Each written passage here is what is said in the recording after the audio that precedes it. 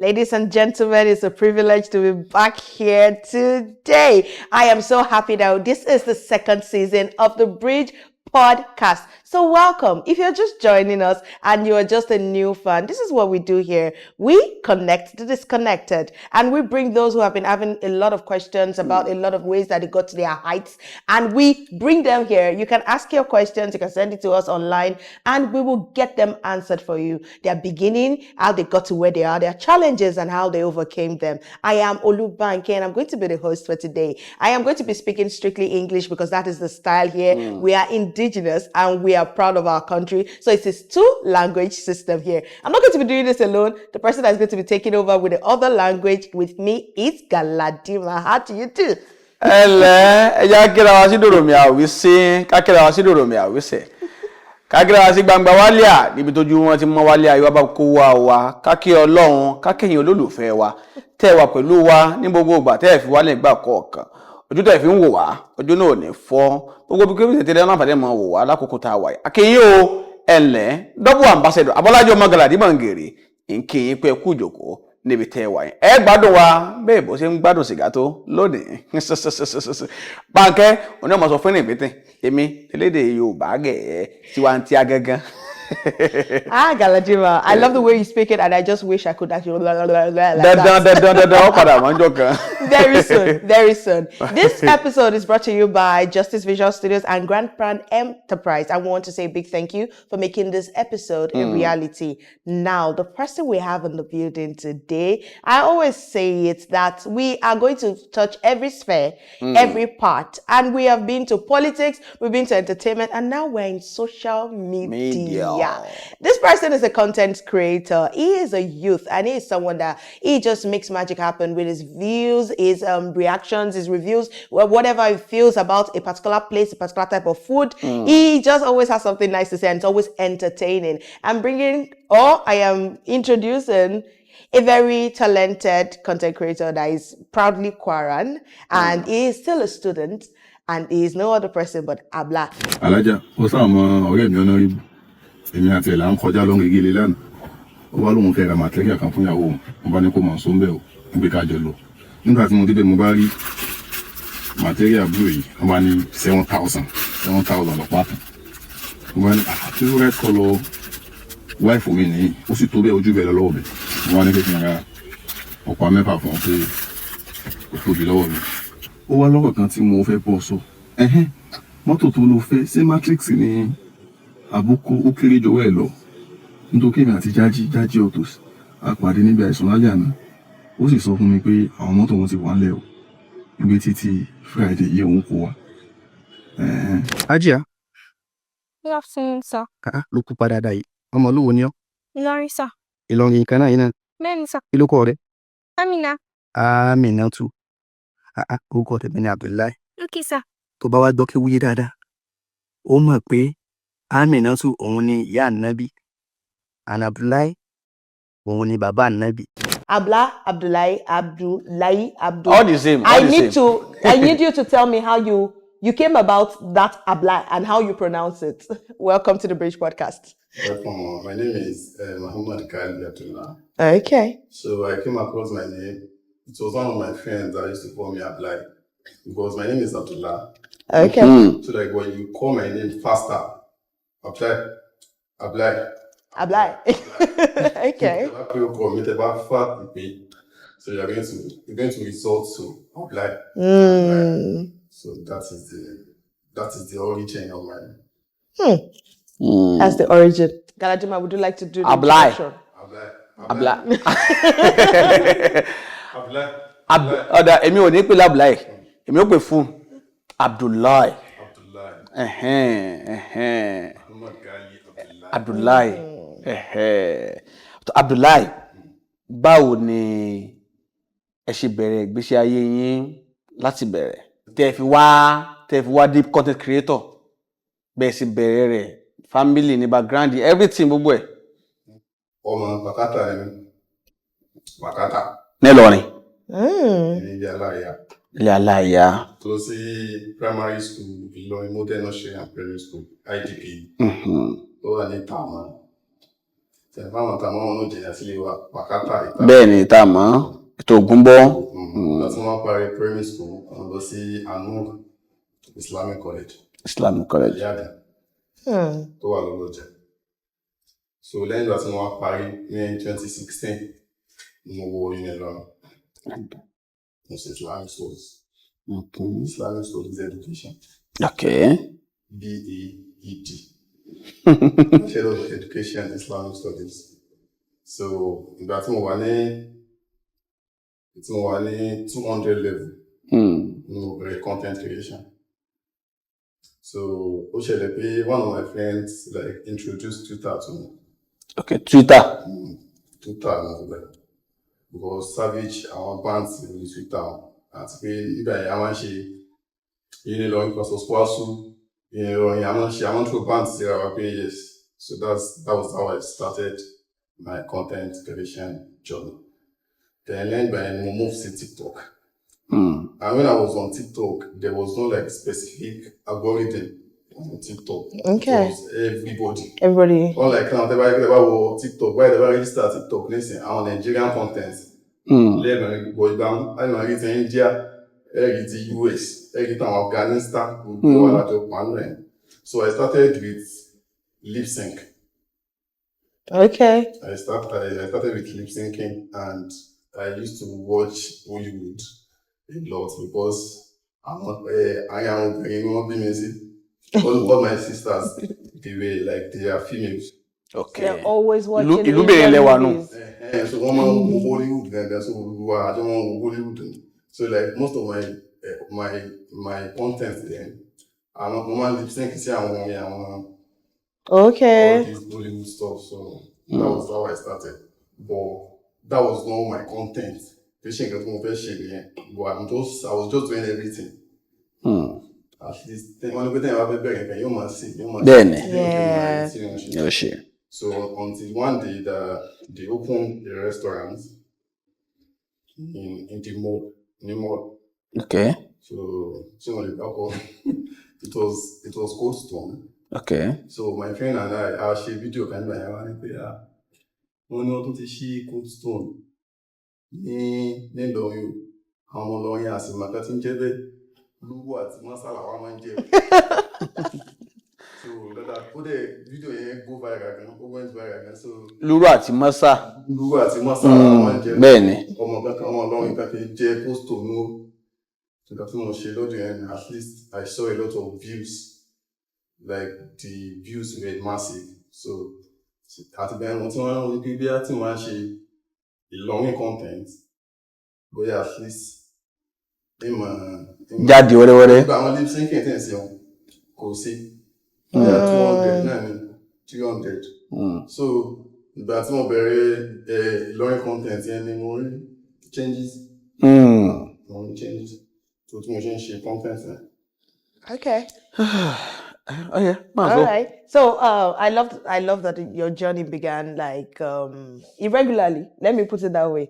You just wanted to put things online. You were lip syncing to songs that you liked, and it was greatly influenced by your sisters. I was going to ask if your family supported you being on the social media, but I think that was just. Or is there a story there? Did your dad, your mom, did they? Okay, please, could you share? Because my dad is a sheikh. Oh, okay. A sheikh. Al-Imam. Doctor. Yes. So he had a problem with you being online and showing yourself, doing some things? Yes, at first, like he had a problem with me. Like he had problems, but he never like say anything or never said anything bad about the content because he started seeing the Ilorin content I have been making. He didn't see the ones before.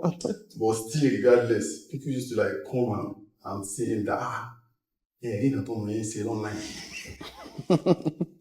Wọ́n bá doctor bẹ́ẹ̀. Bẹ́ẹ̀ ni wọ́n he don't know say online. Wọ́n ní kékeré say the first content that I made to go viral. It was about how Ilorin parents used to react when like the theory àwọn so mo ṣe content mo bí ta ló wá ó ní ọ̀rẹ́ mo wá ọmọ mi lóde ìwọ̀n ní kàwé ni. Àwọn ọ̀dọ́ ló ti rí lóhun wá. Ọ̀dọ̀ yín rí. That was the content I made. So wọ́n á fi ẹ̀wọ̀n bí ẹ̀wù fọ́mọ yẹn ṣe online. Okay. Nígbà tí wọ́n á bá mi pé nǹkan tí wọ́n ṣe. Wọ́n ní nǹkan tí wọ́n ṣe ò bá dì náà pé wọ́n fi ń wá ọ́jẹ́ǹsì lọ́wọ́ yẹn. Àgbẹ̀wò ẹ̀ káwọn ará lọ ní wọn fọ́lọ́ mi. Wọ́n ní wọ́n láwọn náà ò rí nǹkan tó bá dì ń bẹ nítorí pé kò síbi tí mo ti dì mọ́ obìnrin bẹ. Kò síbi tí mo ti kọ ẹ́ ń bẹ. Gẹ́gẹ́ bí ọmọ àfa. Gẹ́gẹ́ bí ọmọ àfa. Kò sí kẹ̀kẹ́ tí mo ṣe ń bẹ tó tako ẹ̀sìn. Àmọ́ nǹkan táwọn náà sọ ní pé ó tún ṣe tíátà because ẹ̀rọ ṣe ní tí ọ̀rẹ́ mi wá eléyìí gẹ̀gẹ̀ tó wà ní wá. Wọ́n á bí pé bó o ní ọmọ wo ní ọ́? Níbo ni wọ́n ní tètè ní ṣe yàtọ̀ fi mí ṣe tíátà yìí. You never like had problem. Like problem. But the fact that it's a shake, what he expects me to be doing is to be quoting fast. And be following in his footsteps. Like that. Tí wọ́n bá ṣe content that ó máa ń sìn dáàdì ẹ̀ kí ló fẹ́ ṣe yìí. Ayé Al-Qur'ani wo ló bá ké o. Well, to be theater, you say theater. It's not like I'm even doing theater. It's just like something like to portray how we are doing in this thing. Okay, so before you go into we'll go further into it, I need to ask this. Outside of social media, who are you? Because the voice we've been saying we've been hearing on your videos, it's so outspoken, so vibrant, and then you're sitting here, you're so chill, you're so quiet, I may say. Balance. So it seems like it's a completely different persona when it comes to your social media and you in person. Is there Ablaii online and Abdullah offline? Yes, I'm a very shy person. You're very shy. I'm a very shy person. That's interesting. Okay.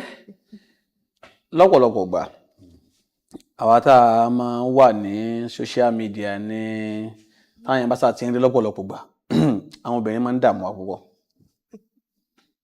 Ṣé ẹ tí face àwọn challenges àwọn obìnrin bóyá wọ́n ń dààmú Ablaii ni o ikú sí lọ́rùn ni o.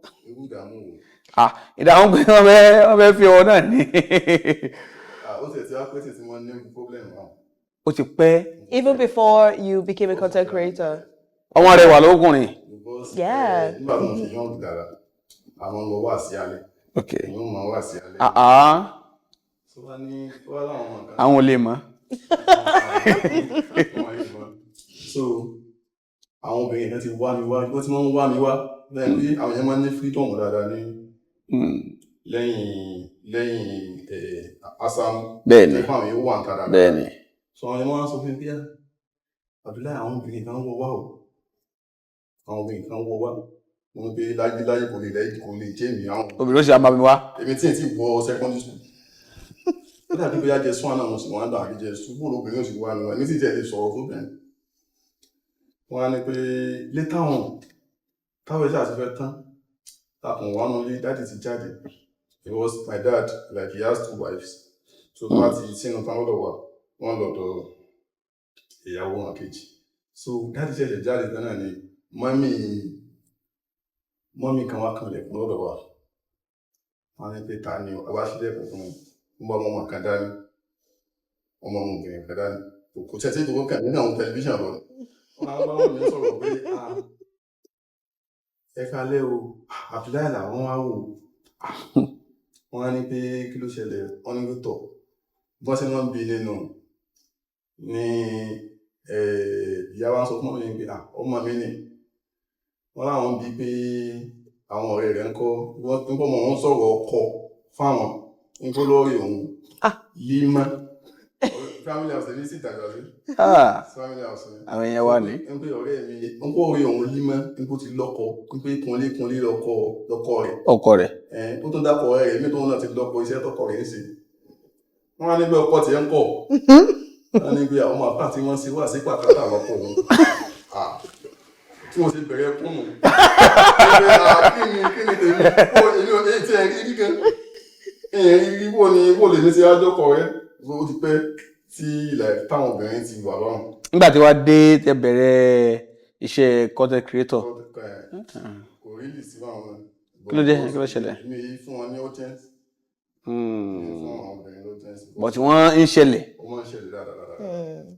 Because the kind of content I'm doing, I used to see a lot of messages that come and take me out now. I know my wife cannot be taking you out. I didn't tell you I will not actually, but then you can say you were available to see any out person.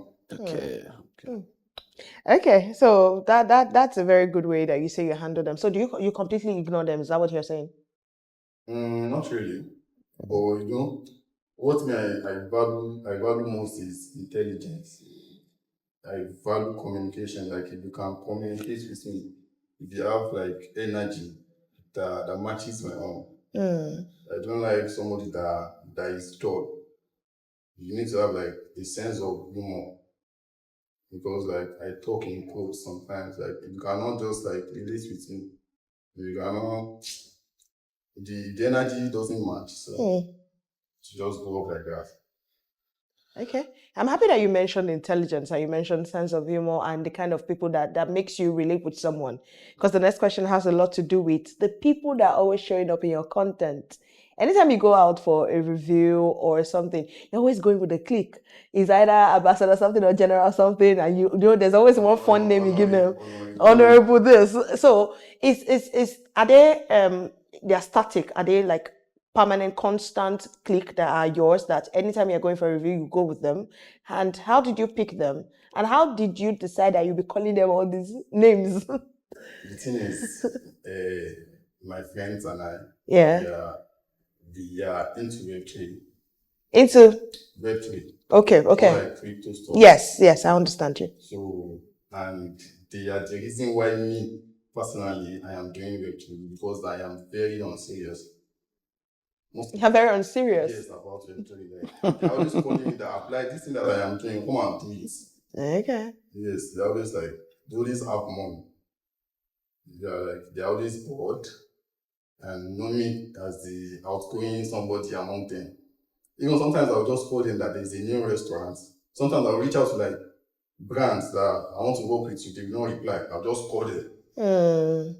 This is the new restaurant that is in town. Let's go and board, let's go and eat. Then after making the video, I'll now send the restaurant that I came to your restaurant and this is the what review. I made. So that at least they'll be convinced of my ability. You understand? So they are my friends. I don't have any other friends. Oh. So like they are just my friends. You will not see a new face. You can never see a new face unless I'm doing like a collaboration with somebody. Okay. You see them. Like they're always together. But not like all of them are not just always available. But then the available ones, we're always going out together. And the names, the way you refer to them, that's their name. Nicknames.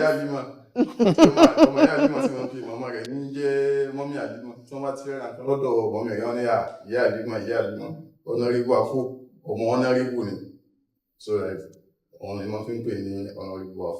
Okay. So like nickname that one. So people just like this, and it's not like I don't know. They just like this because when this person saw Afro now, he said, honorable Afro, honorable Afro. That is their names. Abdullah. Ablaii. Ọ̀rọ̀ kan bẹ táwọn ọmọléèwé sábà máa ń sọ. Wọ́n ní iléèwé scam ni, school scam ni, ìgbájú ẹ̀ ní iléèwé. Ṣé ẹ̀yin náà believe lórí pé ẹni gbàgbọ́ lórí pé iléèwé gbájú ẹ̀ ní, àbí kí ni ẹ rò pé ó jẹ́ pàtàkì iléèwé gan? Ṣé èmi náà ti máa ń sọ, àwọn sọ nígbà kan school náà scam. Okay. Ẹ̀yin náà máa ń sọ? Nígbà kan. Kí ló dé wá sọ mọ́? Somebody who went back to school. Number one ni pé lónìí torí báyìí wọ́n dúpẹ́ lọ́wọ́ àwọn parents mi. Èmi ti ọkọ wọn mi lọ school náà. Bó ṣe bá sí àwọn èyí mi ti àwọn ọ̀rẹ́ yìí. Okay. Àwọn ọ̀dọ́ pé tí ẹ bá fẹ́ wá successful nínú ayé àwọn tó bá ń bá rìn náà fi mọ̀ bóyá ó wá successful àbọ̀ ni wá successful.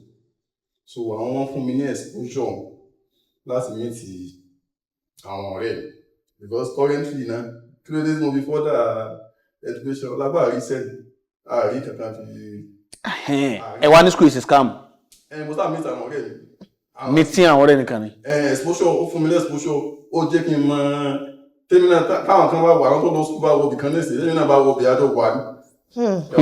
Mo ní exposure pé mo já sí ó jẹ́ kí n já sí.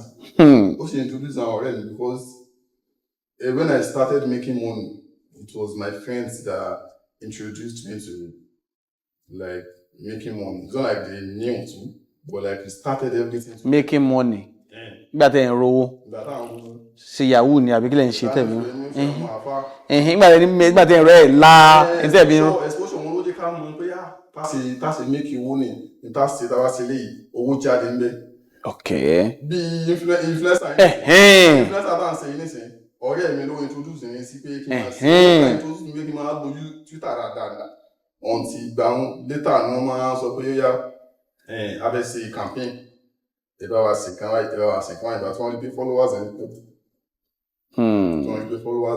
so láwọn ọ̀pẹ ọ̀rẹ́ mi náà ló introduce mi sí exposure school system ṣe ti parí rẹ̀ tí n bá lọ school nísìnyí ìmọ̀ kan tí n bá wọn sí.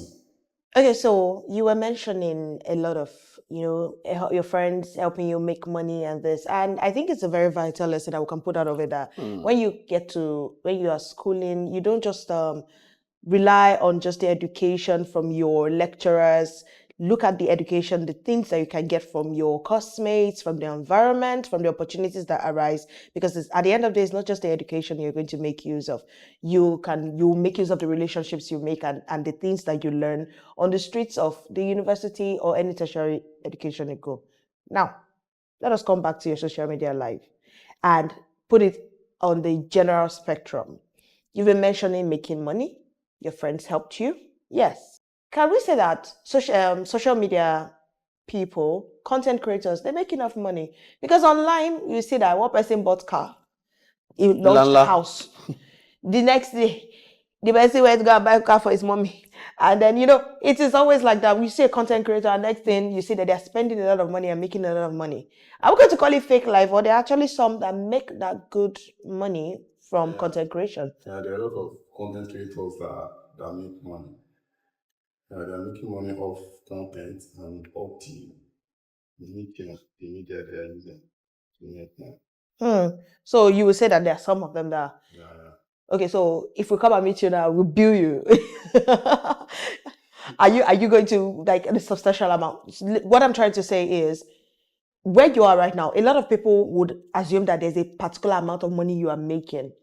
And there are people that will be getting into your DMs or be sending you messages for financial help or the other, or asking you to help them with a grant to help with this business or anything. How do you handle that? Is it that you help every single person because you're that capable, or you have learned to separate in one way or the other? I do not help everybody. I don't help everybody because I'm not even a father to smart or something. Because I believe before you can come to me and say you need my help, you have friends, you have family. You cannot just be me. Why will you come and meet me for money? You cannot come and ask me for money. You can check yourself now. Like before it reaches me, why is it me that you are not my friends? Why will you come and meet me and ask for money? Although like I make soda pop, but the way I make my own charity is different. If I have money that I can help, I would go. It's not every time you come and meet me for money that will give you money because I'm not rich. Okay. While you were mentioning making money, you did mention it, or you explained how you explained it like a side hustle. It's evident that what you're doing is not a major source of work that you're doing. That means you're balancing with other things. So from what we will gather, that means you have a goal and you've not gotten there yet. There's a particular financial status you want to reach, but it's not there yet. As I said earlier, okay, like most of the money I made, like was not from content. I was like investing it in my. You're investing it back into content. Yeah, I said I'm into like working. Like the main money I have made so far, has been from greatly. Other content creators out there who live this life that makes it look like when you are a content creator, everything, all your problems are solved. Everything is just fine. You have all the money. And some, we know it's not news that there is fake life on social media. Right. Some of these seeming social media content creators that seem to have one house somewhere or buying this somewhere or changing their I don't know, their outfits and wearing designers, they don't have that, and they're just putting it online to just create this sense of luxury that they are living. As a content creator, do you think that it affects the people that follow them? Do you think that it is one of the things that is giving pressure to the youth of nowadays, making them think that this person is making it, that they have not gotten there, they're making them result into things that are very shady, illegal, hurtful for others just because they want to make money? How do you balance it? Or are you the kind of person that you don't mind doing fake things on social media just to feel among? Okay. So, like, first of all, like, let me start from myself. Okay. I do not do fake lives. I don't post something I am not. So most of my content, you are going to see that I started. Most of the time, I start coming from Pakata. Keva, you know, people Pakata was charging. You understand? Everything was video page. I'm going to charge a lot of Pakata, right? No, she content. So I want to share most of the guys that are making money out of it. I don't know what they are doing. I don't know what exactly they are doing that's giving them money. I don't know if they are faking it or not. I cannot really say anything about it. But from me, like I'll just urge people coming from like wanting to start content creation to just focus and repeat themselves or be themselves without looking up to. The only thing I can say you should copy from somebody is their style. Because you want to start creating content. You come and meet me that I want to start creating content. I'll just say the kind of content you want to create. Go and look at those in the niche already. Check what they are doing. You can just implement them and like do whatever they do. From there you can start doing. But I cannot specifically say that what some people, the content creators are doing are fake life or not. Because I really don't know that. Okay, but there's something called social media pressure. And we know that youths are actually falling to that. Okay. There are a lot of youths that see these things online, whether it is fake or not, whether it is real or not, they are pressurized by what they are saying and they just want to make it. What advice would you have for, if you could advise anyone like that? Maybe your younger brother that is not related to you, or a girl out there who is watching you online, who is just wondering that, how did this guy get there? I too, I want to make it. What's the advice that you give to them when it comes to pressuring themselves unnecessarily? See, I'll just tell them that they should not be pressured.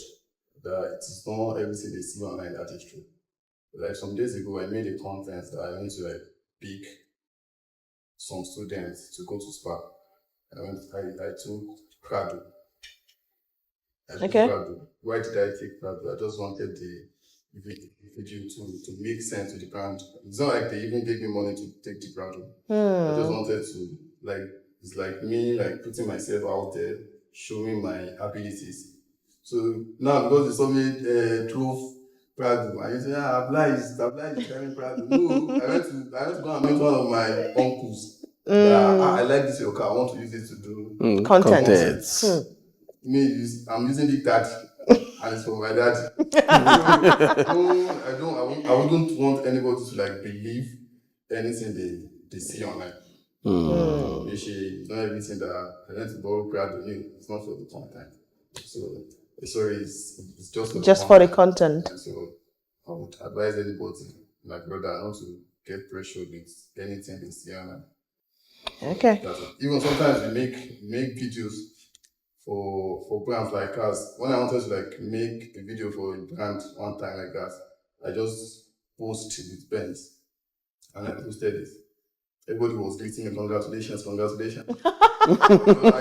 don't reply anybody because I just posted that one because I was going to post another video related to the pen. I was just they should look up to anticipation content. That Yes. the car that you saw. This is the content. Yes, I went to do content for it. So like it's not like so they should not believe anything They see online. They see online. So come on, tell you no tell you no.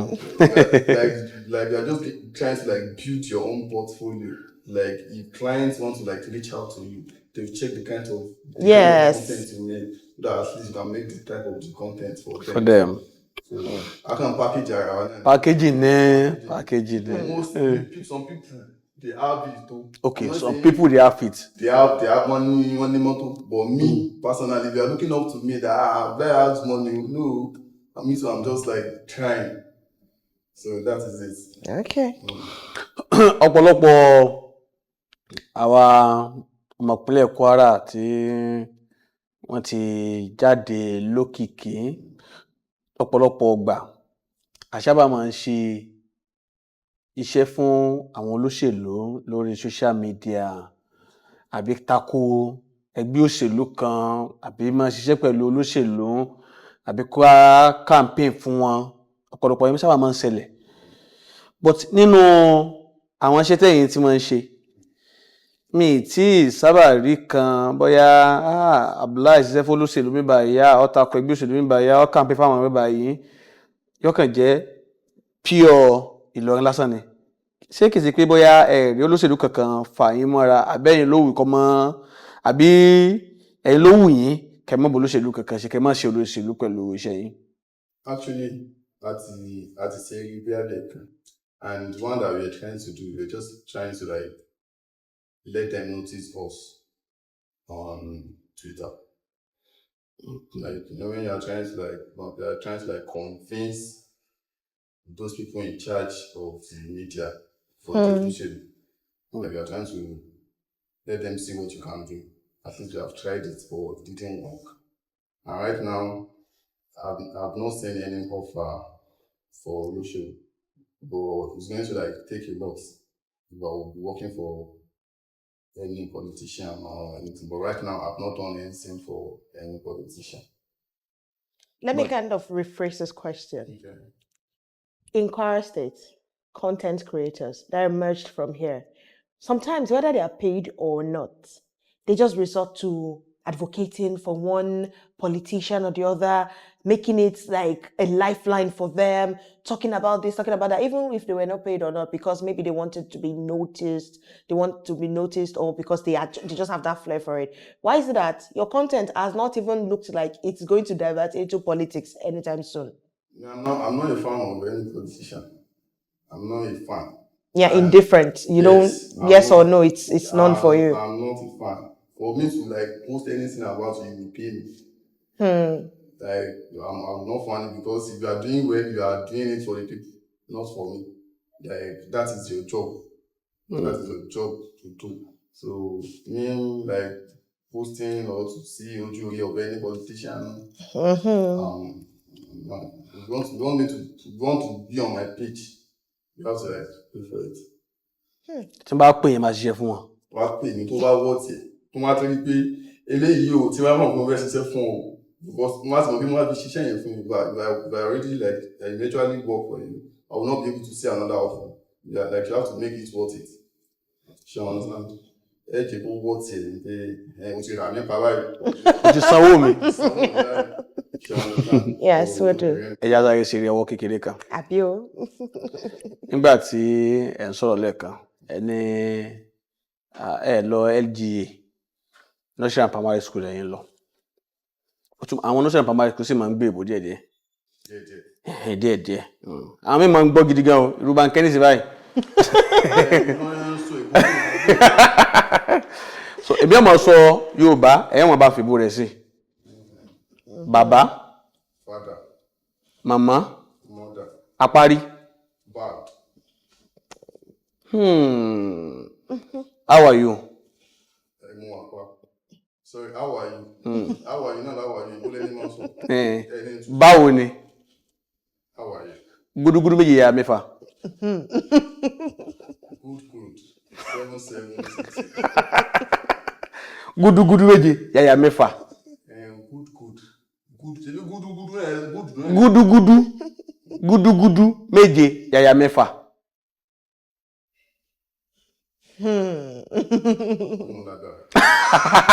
Kò yẹ kó lágbára o.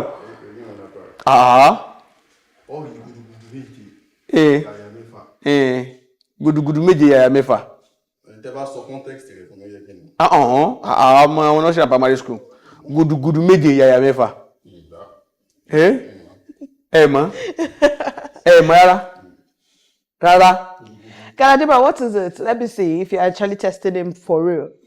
What is it in English? Rárá o, èmi ò gbọ́ ìbò o. Èmi ò bá lè ní gbọ́ o. Gudugudu. Ṣé mo primary school náà lè challenge yín náà? Lè challenge yín náà? Èmi ò gbọ́ ìbò. Èmi ò gbọ́ ìbò ọmọ primary school.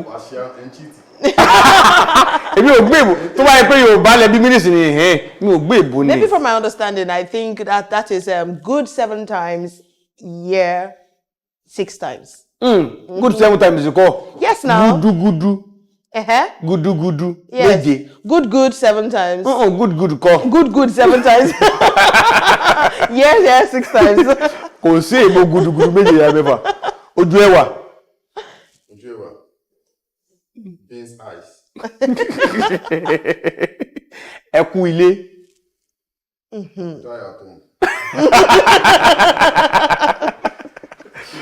Ẹkú ọwọ́ lómi. Well done. Ẹkú ọwọ́ lómi.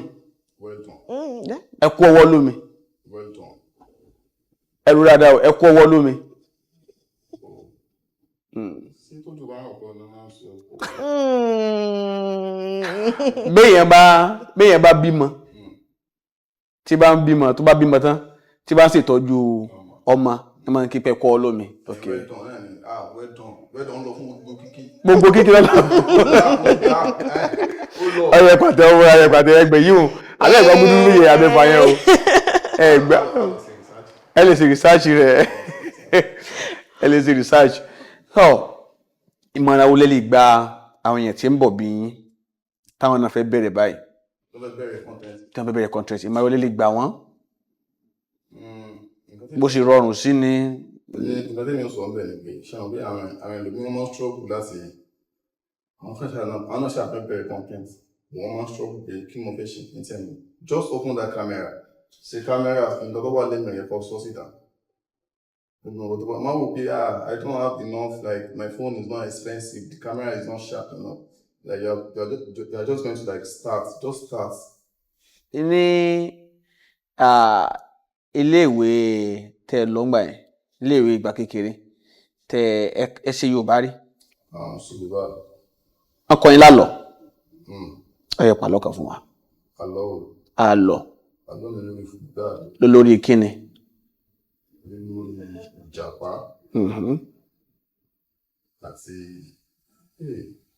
Ìyẹn níbo? I think that is enough for. Alákan tí mo mọ̀ ní pé tí ìjàpá tó kó àwọn kan lọ sánmọ̀. Wọ́n kó wọn lọ sánmọ̀. Wọ́n ti wá gbá gbogbo wọn. Wọ́n á rán ẹnìkan padà sílé ní pé kí ẹni wọn kó lọ bá àwọn kó gbogbo àwọn bẹ́ẹ̀dì rẹ̀ jáde kalẹ̀ tó kó wọn fẹ́ jábọ́. Ṣé you understand? Bọ̀ ẹni wọ́n lọ fún wọn ní wrong information wá ní pé kó kó gbogbo àwọn pákó ṣéèzì òkúta ilé rẹ̀ so ìjàpá wá jábọ́ ní ẹ̀yìn rẹ̀ fi rí báyìí. Ń pè kò ní ewu kí ní wọn lẹ́yìn tẹ́lẹ̀. Okay. Wọ́lá kó jábọ́ látòrí sánmọ̀. Ló fi jábọ́. Àlọ́ àpamọ̀ ní abẹ́rẹ́ àlọ́ àpagbè. Wọ́n sà pa fún wa. Kaladiba, thank you. And Ablaii, thank you so much. We've learned a lot. We've learned about the journey, the struggles when it comes to social media, creating, when it comes to the kind of awareness and the kind of attraction it brings to you. And most importantly, education is not scam, because within the 4 walls of the school, it's not just about the education you get from your teachers or your facilitators or your lecturers. You get it from the environment, you get it from the students, you get it from the experience, and you never can tell where an opportunity will come from when it comes to making relationships that will be helpful for you in future, just like Ablaii is investing in right now. Right now. So I just want to thank Justice Visual Studios and Grand Plan Enterprise for making this episode a reality. We're saying a big thank you to you, and thank you for making season 2 of the Bridge podcast a reality and making it happen soon enough. If you have any questions and you think we didn't ask some questions that you are wondering about Ablaii, or you want us to bring him back onto the Bridge podcast, you can send us a message or you can reply in the comments, and you can follow us while you follow us on all our social media platforms at the Bridge Podcast 247 on Instagram, on Facebook, and on our YouTube channel. My name is Obasa Olubanke. I am leaving you to Galadima to sign out. Ẹ ṣeun bí ojú ọ̀nà látàárọ̀ tẹ́ darapọ̀ mọ́ wa, a sì kí àlejò wa látàárọ̀ Ablaii tí àjọṣe látàárọ̀. Inú wa dùn àyè wa kún o, ìpè wa pẹ̀lú wa. A pàdé ní ọjọ́ mi, ọjọ́ rẹ̀. A rí yín náà o, ó dàbọ̀.